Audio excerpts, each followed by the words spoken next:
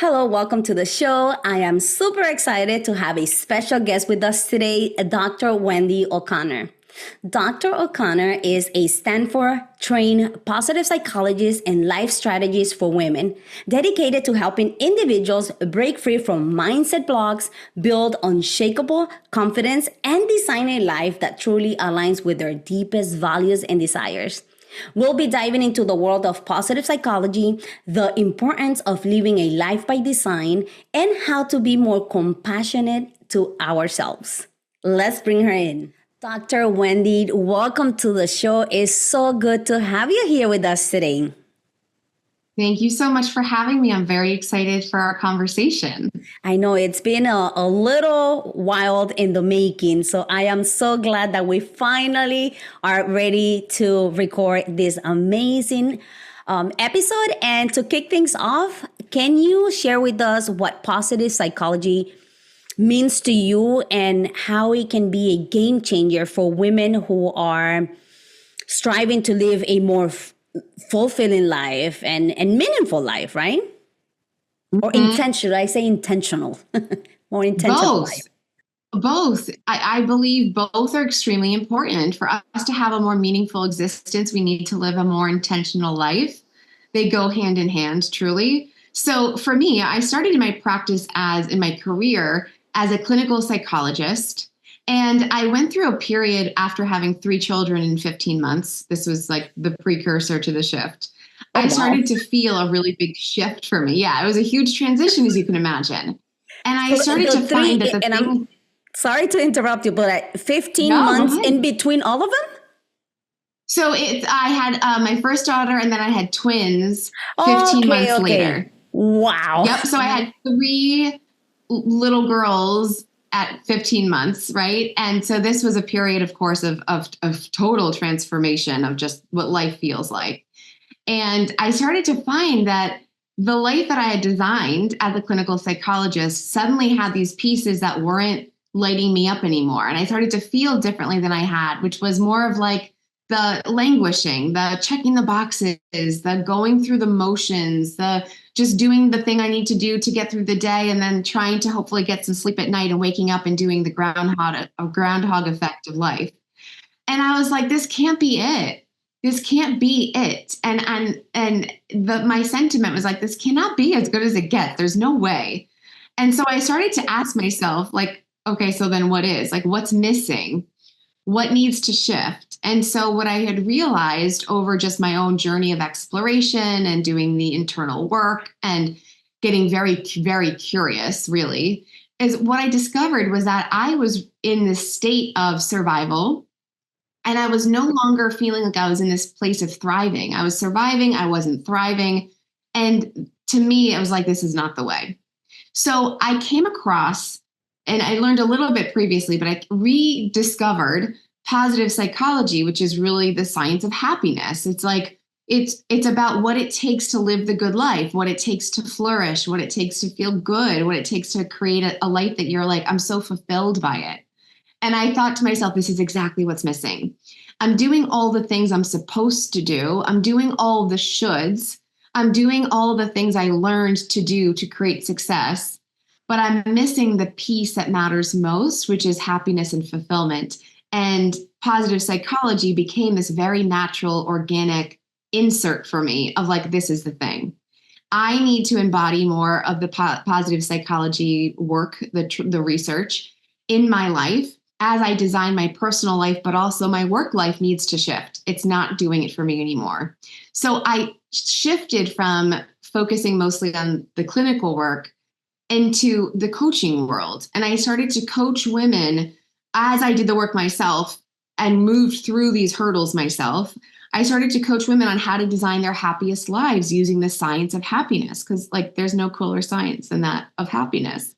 And that's how I came across it, right? It's like, it's so fun to know, my gosh, you don't have to live this way. You don't have to check boxes. You don't have to languish. You don't have to do what everyone else is doing to create success. You get to design it yourself. And that's where positive psychology came in. So when you ask like, what does it mean to me? Well, like just about everything. And 2, the impact that it can have on people's lives is everything. To learn that there are these specific components to what it takes to live the most flourishing life. And you can take those components and now just live in line with those things is so empowering for people to learn, because all of a sudden where there's a big gap in like, I don't know what to do, I don't know where to go from here, I don't know how to get unstuck, all of a sudden it's like, here you go, follow this map and you'll keep reaching new levels of connection to your deeper, more fulfilling happiness. I love it. And yeah, I can relate to that. My daughters are 2 years apart, and two girls. Okay. I have girls as well. And it's fun, it's crazy. And you just describe the juggling, all these multiple roles that we have to juggle. So how can positive psychology, how can you integrate these practices into, how did you do that? How did you integrate this into your busy routine? And how can one stay, center and motivated to include it in those routines? The motivation piece comes from, for most people, comes from pain or comes from really strong desire. So the way we motivate to integrate the components of positive psychology is because we don't like how we're living and we want something different, or because we're really clear on what we want and we're like, let's go, let's get it, let's have it. So that piece has to come from within yourself. It needs to be something that you say to yourself, I'm either sick of this, I'm sick and tired of being sick and tired, something's got to give.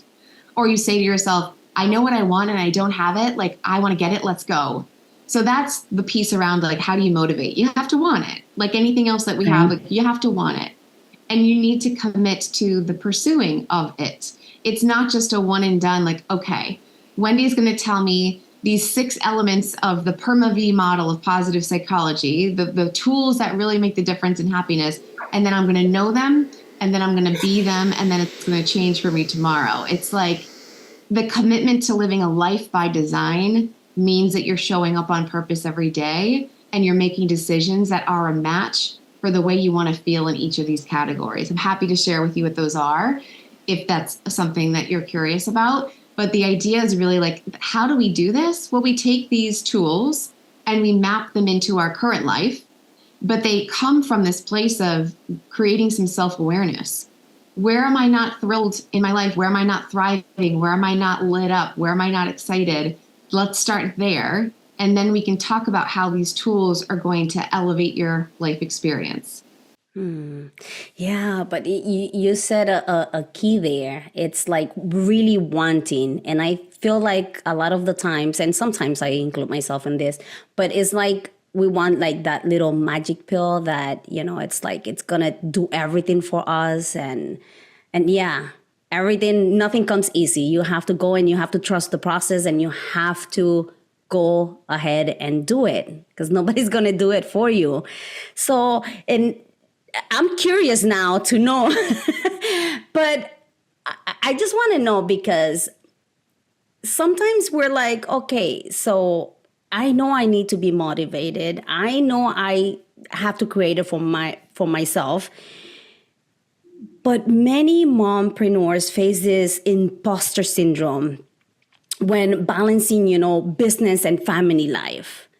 And it can be really hard to see, really like, I know I can do it.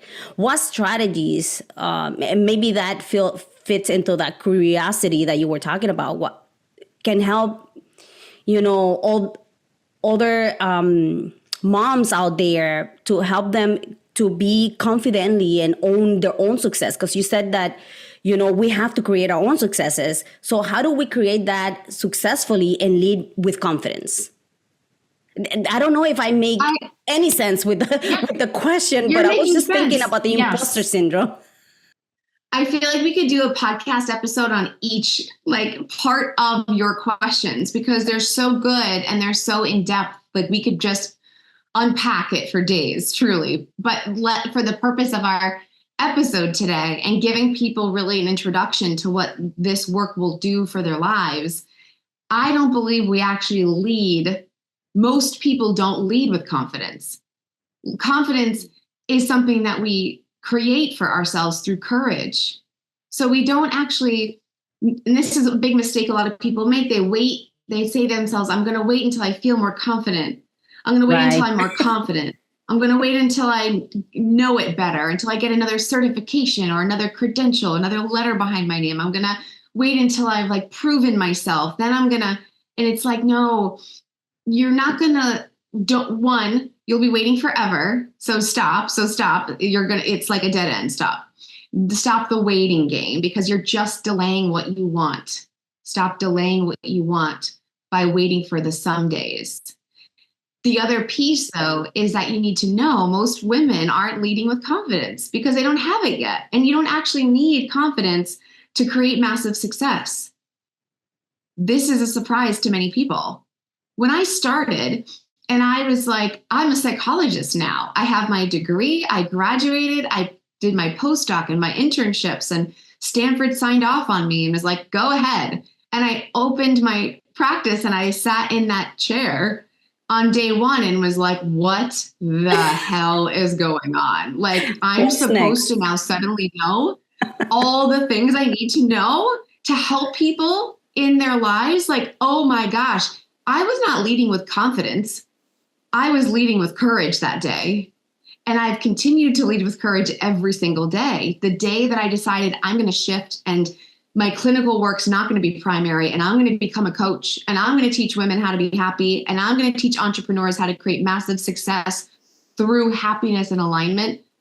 It's all courage. It's all the courage to go, to learn, to explore, to adapt, to evolve. So the expectation, or the very false belief that when you see a successful woman out there with her business, with her work, that's just like she's crushing it, that she's so confident or she's more confident than you, is very likely not true at all. Maybe she's acting more courageous than you today.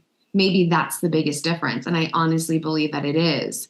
So when we have imposter syndrome, or we have self-doubt, or we have fears, the way I look at that is that they're all totally normal. Your brain's trying to adapt to like who you are as a mom versus who you are as a business owner versus who you are as a mentor or coach or a wife, entrepreneur, wife, friend, all the roles that we play. And the idea is really not that you're going to feel this like unrelenting confidence as you pursue success. The reality is that you need to harness the courage to move. And so imposter syndrome dies at every level with action. You take a line to action to be the person you want to be and create the success you want to create, that imposter syndrome will die. But it will likely come back at your next level because you haven't lived into that level yet. So of course you're going to feel out of water. Of course you're going to feel nervous again. Of course you're going to feel like a fraud because you haven't lived it yet. But that's what every next level will feel like for a lot of people because they haven't lived it yet. So of course, the way we respond to our thoughts matters more than the content. The way we respond to our thoughts matters so much more than the content of our thoughts. And as soon as we collectively embrace that reality of like, it's how I respond, it's how much power I give my thoughts that matters, not what the thought was that my brain decided to spit out today. Right. As soon as we embrace that, that's when we really get into that mindset of this truly epically successful entrepreneur.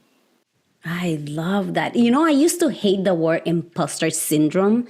The word syndrome will, I just felt like, it's so icky. And then I had another guest, and Cheryl, and she explained that to me, and she's like, maybe when I explain this to you, you might feel a little different about, like the word syndrome. And I'm not going to go into all the details, but what is stick most for me, if somebody in the audience is thinking about, why do they keep calling imposter syndrome, is that when the reason why it's called a syndrome is to have a starting point. A work frame around whatever the problem is. So I don't know. I just thought that it will be so cool if somebody's like thinking.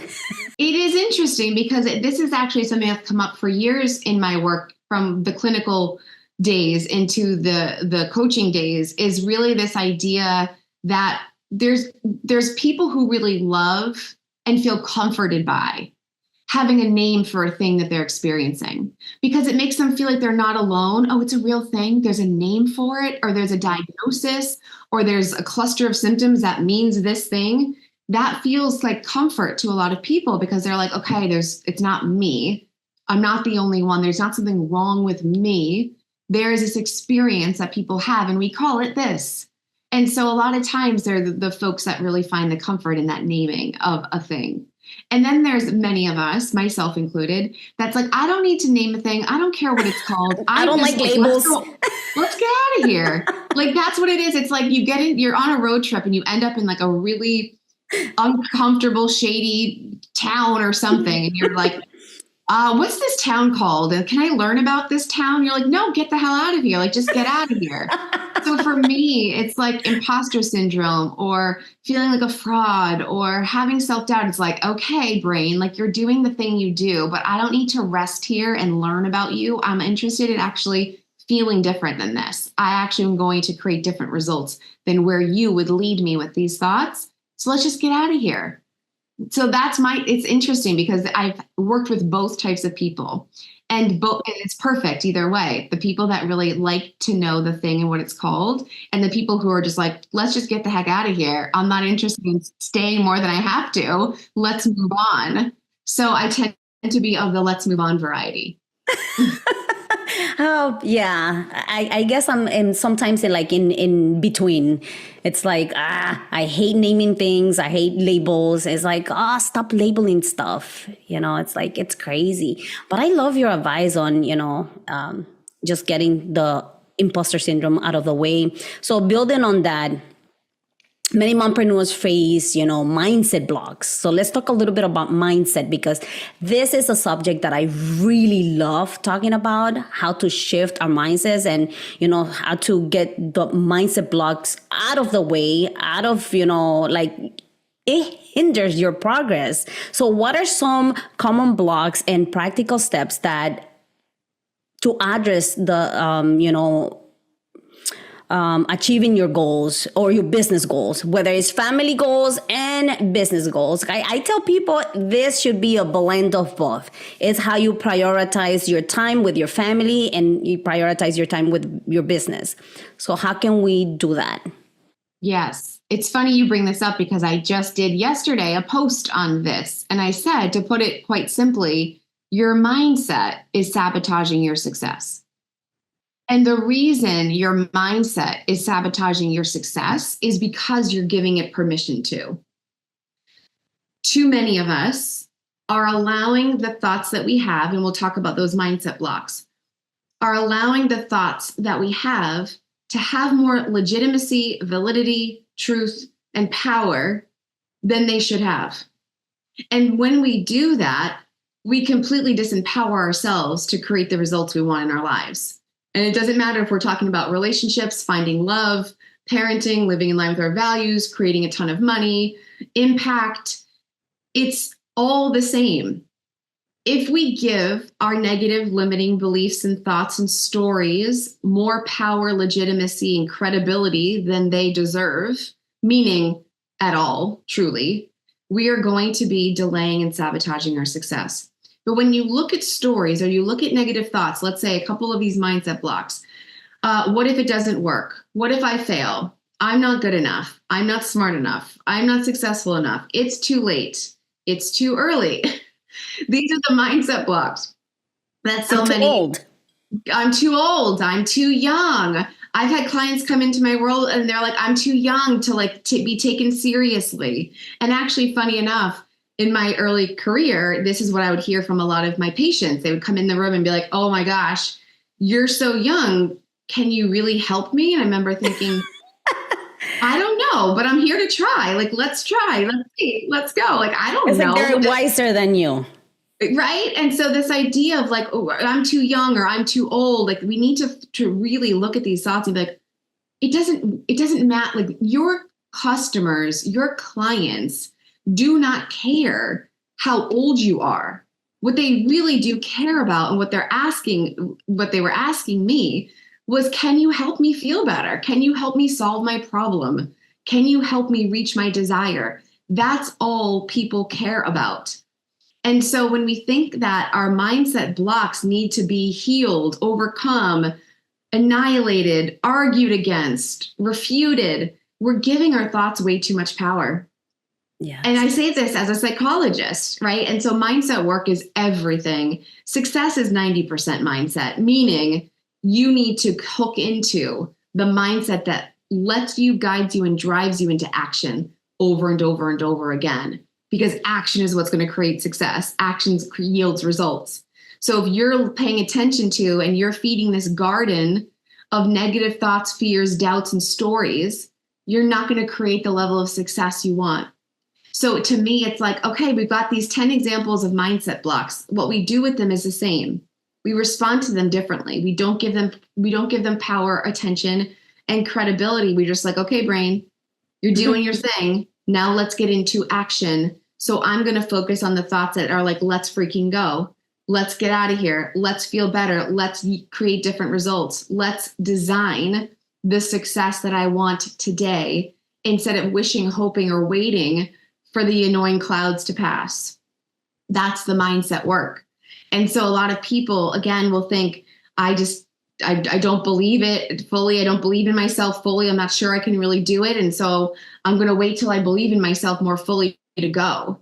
But that's not the way to believe in yourself more fully. To believe in yourself more fully is about creating by design the results you want to see. So get back into action and create those results. Then you will start to see what you're capable of. But believing in something before we have it, for a lot of people, is very difficult. Very difficult to hold on to. And that's okay. You don't actually need it. Yeah, it is. It's funny. Like my mind is just going everywhere right now. I feel like I'm in therapy. When you were talking about the mindset and the imposter syndrome and all this stuff, I was just thinking about a few scenarios. I'm a photographer I learned on my own. I never got a certificate. I never, I'm award winning because I enter competitions and blah, blah, blah and all this. But my clients don't care whether I have a certificate, where I learned my photography. They just want to know that I'm going to make them look good, that they're going to feel confident in their own skin or whatever. So I was, when I'm in with a client, I'm so into my craft and I'm so into, giving them the best service. And so I never gave the imposter syndrome or whatever, thinking that I don't have a certificate, any thoughts, right? So I had this older photographer one day that approached me, and he's like, so what lens is that? It looks amazing. It looks great. And I'm like, and I'm so happy. I'm like, oh my gosh, this is an older man and he looks like he's been in the business for 40 years and he's interested in knowing what type of lens is this? And, and I'm so happy. And then he says, because I saw you shooting all day with it. And I'm like, okay, good. So I just left and I kept, with my client. She's like, man, what the hell is wrong with that man? Shouldn't he be worried about his client? Why is he's telling you all this? And I'm like, damn. And I started feeling bad. And I'm like, no, I didn't pay attention to him because I was so into my client that I didn't care whether he was, putting me down or anything, or I didn't give. So what I'm going with this is like overcoming this box is crucial.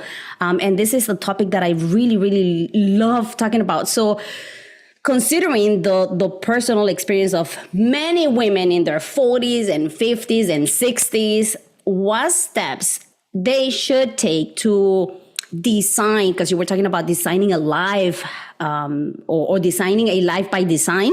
Is that right? And so how can they design this life to truly reflect on their passions? Yes. So I love this question because it's really what I answer every day with my clients. I have a program called Success by Design for this purpose. And I just completed a program called Purpose Unlocked, which is living into your purpose by design. The idea behind both of these programs is ideas that success is created by design, not default. Happiness is created by design, not default. Living in your purpose happens by design, not default. Meaning showing up every day, following through on the things that align for you, happens intentionally. And like we said at the beginning, with work, with effort. And so where women can start at any stage of life, age doesn't matter, level of success doesn't matter, how many times you've pivoted or reinvented yourself doesn't matter. It comes down to what I call your North Star. It is about marrying together your signature strengths, like the best parts of your personality.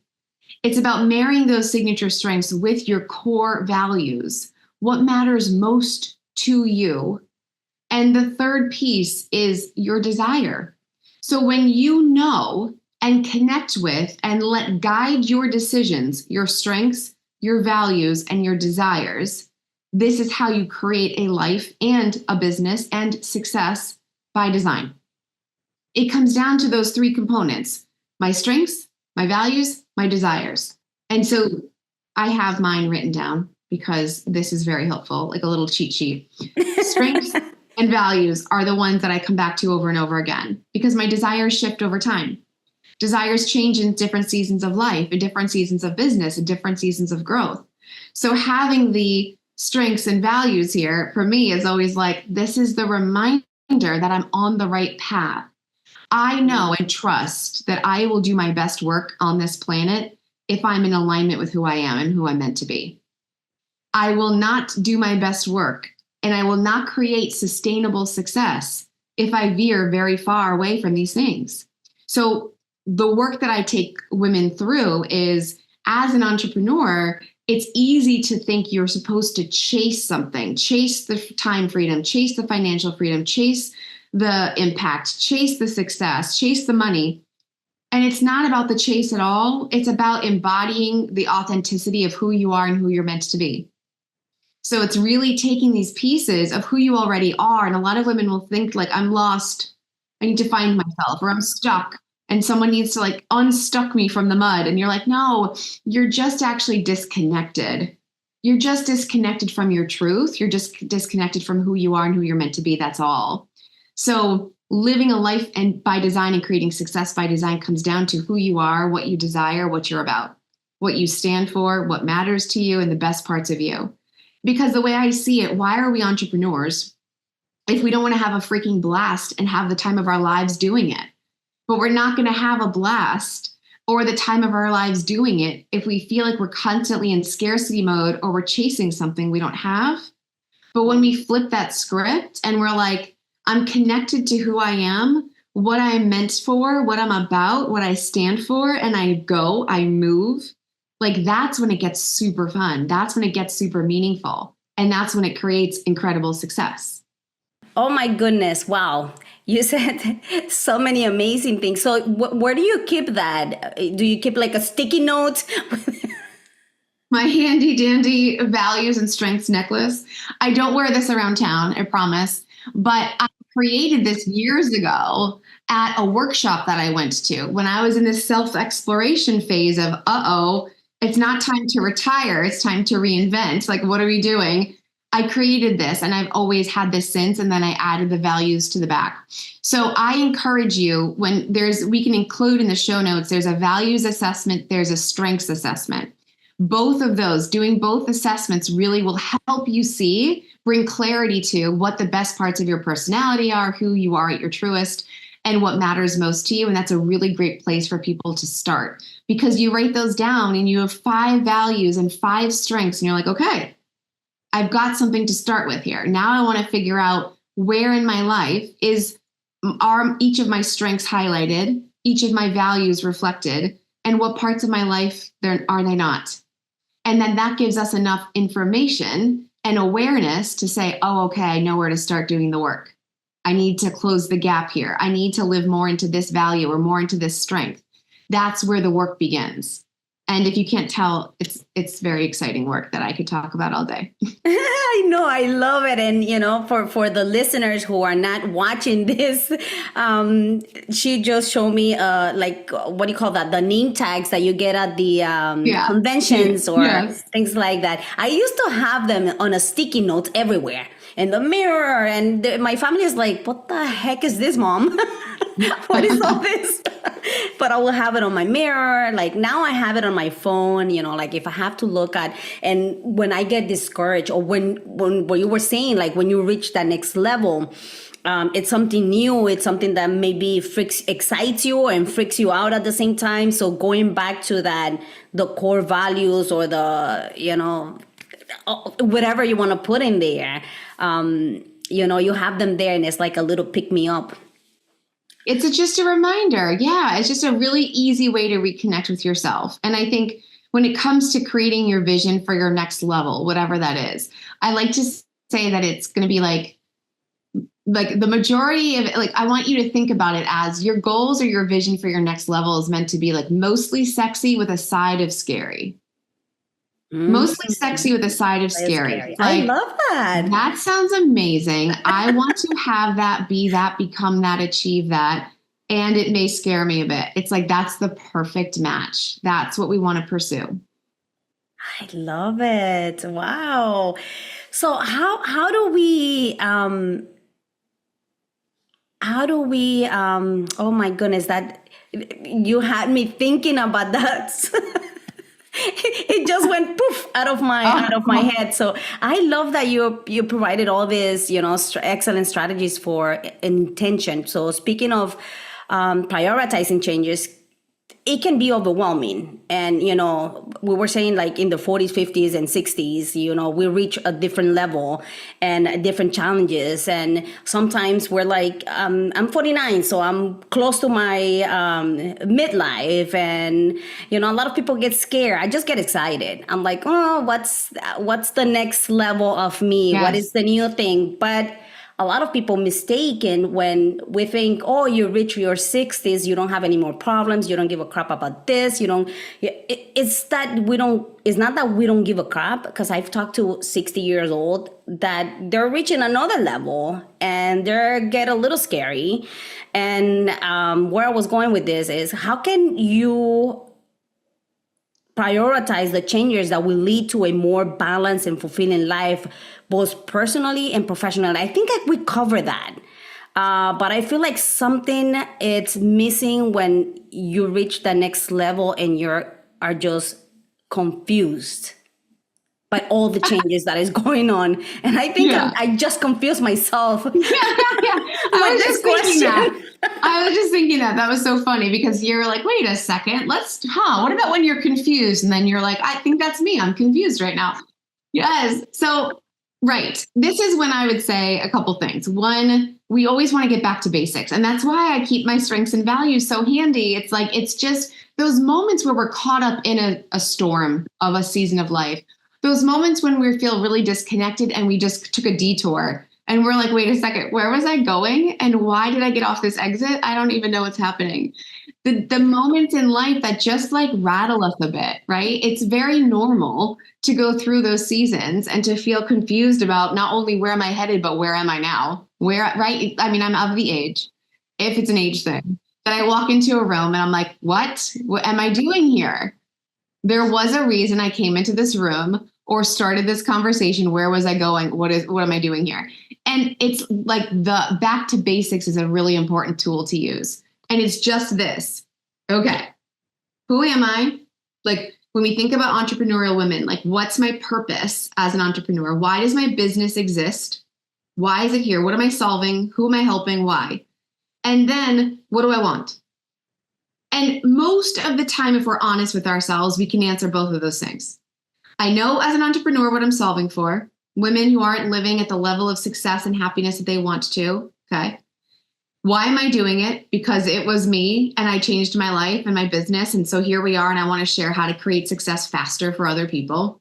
Why is it so important to empower other women? Because it's so incredibly meaningful to me, because no one was there to really teach me. So I learned myself. And so here we go. And then what do I want? Like, what's my next level? It's more. So my next level is often more. It's not more in a hustle way. It's not like, oh, I need more. It's not like never satisfied. It's like, this is so good and gets to be better. Let's go for the next level of more. That's what this is. So when you sit with yourself and you're like, why am I in this room? Why am I doing this? Who am I? get back to those two questions. Answer the question, who am I? What is this for? Why does my business exist? What's the purpose of it? And then what do I want? Where do I want to go from here? And then you're like, oh, okay, I remember who I am now. Let's go. Which, by the way, I remember where I was going with the question. Oh, good. But it just came out pretty fun, a good way to go to the next level of the same question. Yeah.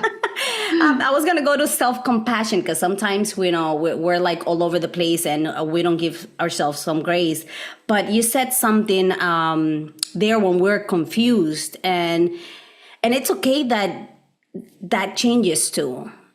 Because at the core, I know who I'm helping, but over the years, for the past 7 years, the core is still there, but it changed. It switched a little based on my target, who I really was meant to serve now. When my sister passed away, I didn't have the tools, or I thought I didn't have the tools because we get confused when we are grieving. So it's okay that changes as well, as long as your core beliefs and your core values, I guess, don't change. I don't think that changes.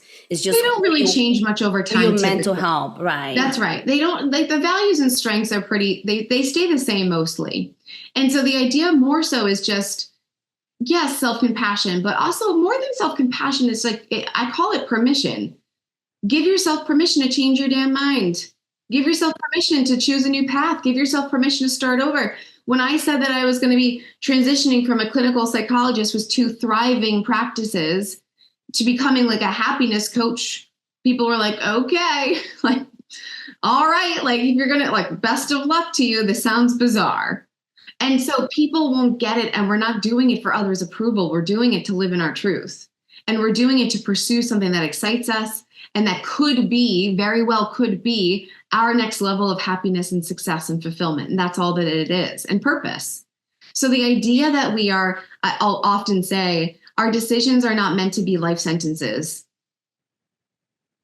Our relationships, our jobs, our careers, our choices are not meant to be life sentences. So give yourself that permission to change your mind.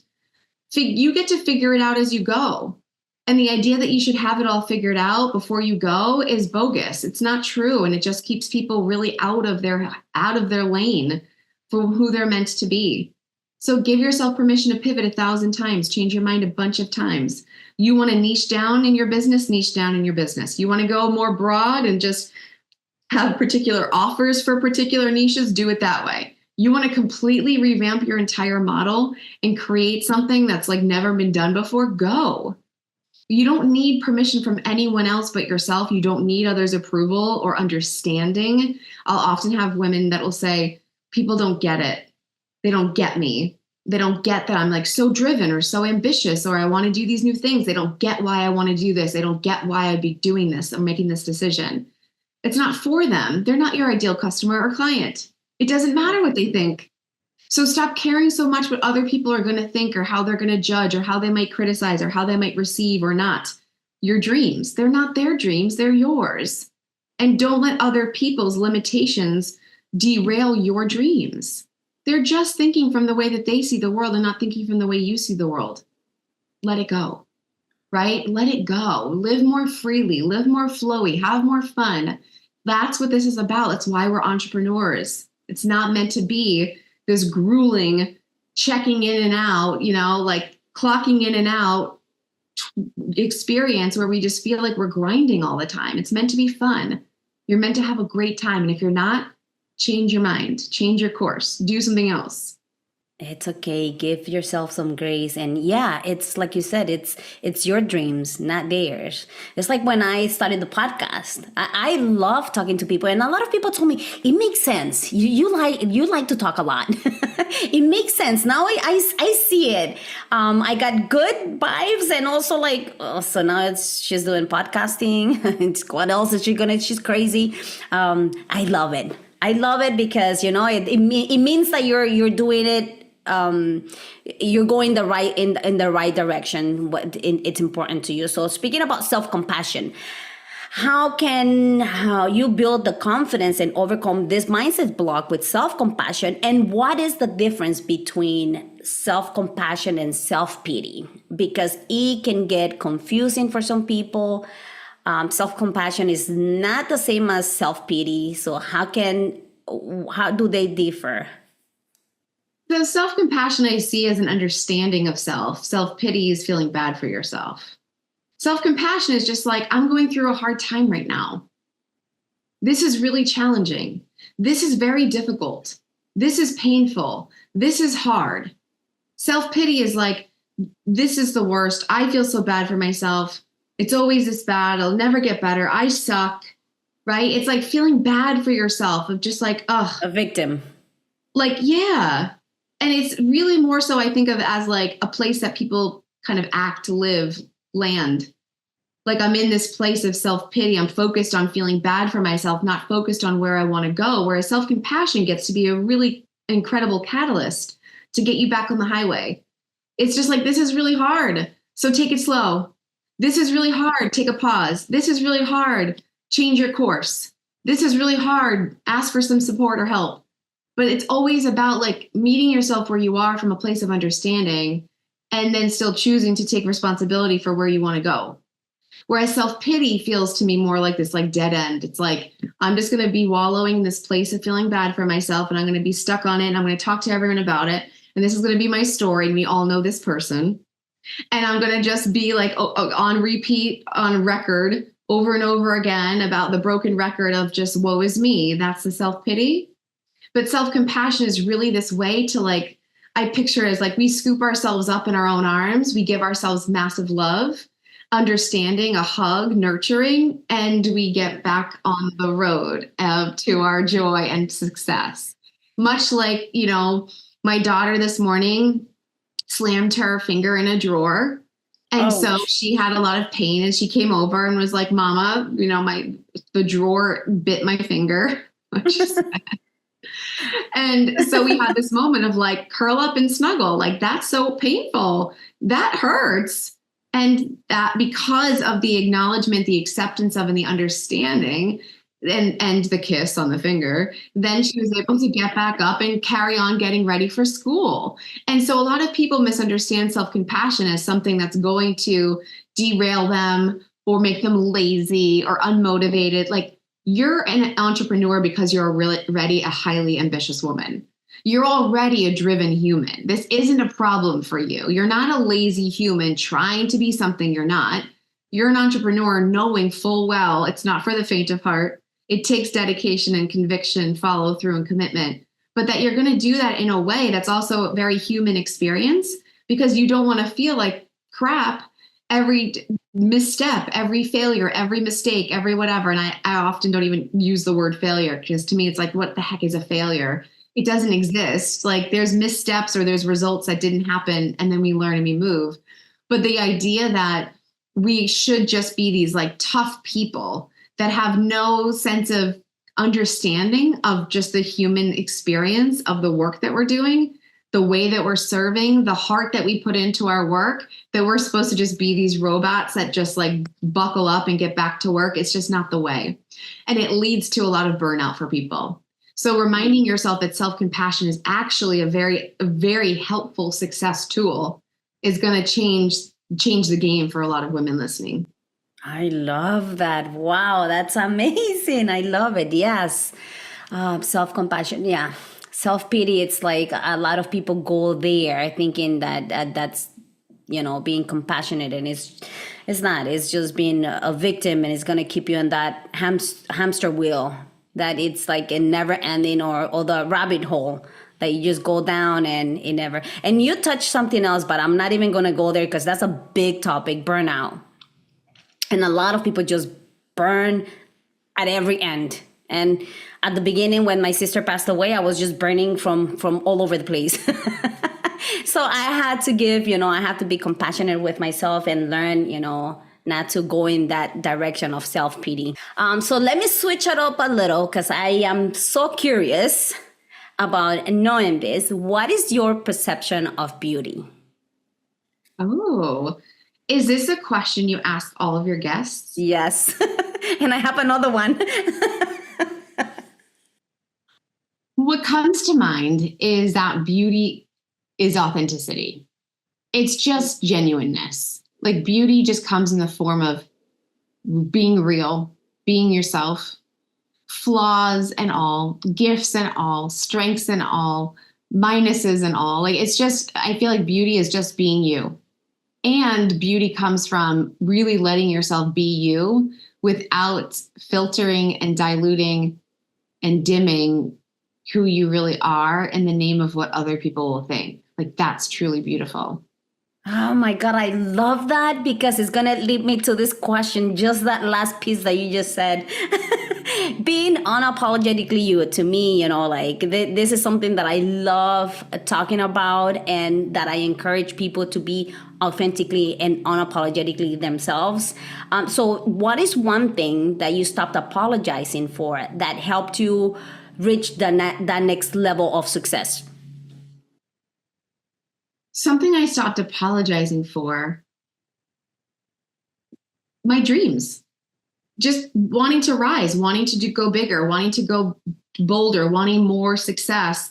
That is something I just stopped apologizing for. In grad school, there was this moment, I should say, where the professor went around to each of the students. We were sitting in a circle and the professor was like, tell us now that you're graduating with your doctorate in clinical psychology, what is it that you want to do with this life? Like, what is the change you're going to create in this world? And so you can imagine a group of Stanford high achieving psychologists were going to have these grand answers that were going to be very impressive. And I thought to myself, well, do I tell my truth or do I make something really shiny up and share the shiny version? And I was like, at the very last second, with my, with my throat just feeling like clogged, I was like, I'm just going to share the truth because who cares? And I said that my grand vision was to have a small private practice and to make jam and babies. That was my vision. My grand Stanford psychologist vision for my life was to have a small private practice, to hang my little shingle, to make jam and to make babies. That was it. That was my very impressive answer. And so I share that because that's literally was my dream. And I, in that moment, had to choose if I was going to state my dream without caring and not apologizing for how insignificant it may seem to somebody else sitting in that room, how, not high achieving it might seem to somebody sitting in that room, non-impressive it seemed to probably many people in that room. And I, in that moment, decided to own my authenticity and my truth. That was my big dream. Then I realized my dream, achieved my dream, realized jam making is not as fun as it looked. Baby making is pretty fun, but there's a cap to that. There's a cap to that.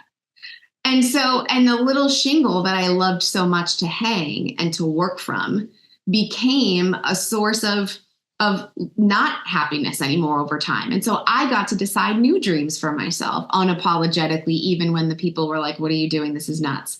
So I feel like what I let go of unapologetically was making my dreams fit into somebody else's idea of acceptable or realistic or worth it. And they've always just been mine and they always will be. I love it. And we're going to drop the mic there. I love that. So you didn't let that people, just to blend in with the older psychologists that were graduating. Was this like a big class or? It was our graduating class. Wow. That's awesome. I would have loved to see you. Give that, that my freak that out moment, sitting there like a deer in headlights. Like, do I speak or what do I do? And it was just one of those moments that actually became a very defining moment, a very unsuspecting defining moment in my life. And so that's what I think of is from that place and from many seasons of life, I decided it's not going to be your way. It's my way. It's not going to be your way. It's my way. And so my dreams, my life, my dreams, my work, my dreams, I get to decide. And for your listeners, it's just an important reminder. You get to decide So whatever you're holding yourself back from, or whatever you're letting other people have more power over your decisions than you do right now, or wherever you're second guessing yourself, it's like, just get back to you, trust who you are, trust that you'll figure it out as you go. Don't wait for confidence to move. Just harness the courage to take action, and you'll figure it out as you go. And change your mind 1,000 times if you need to. It's completely okay. You'll still land on your feet. Yeah. Yeah, it's getting down and getting back up again. Getting down, and that's how I see failure when people ask me about failure. Like, it's just in that moment when you're like down and you feel like there's no way up, you just get down. And that's how you build the confidence. The more action you take, the more confident you become.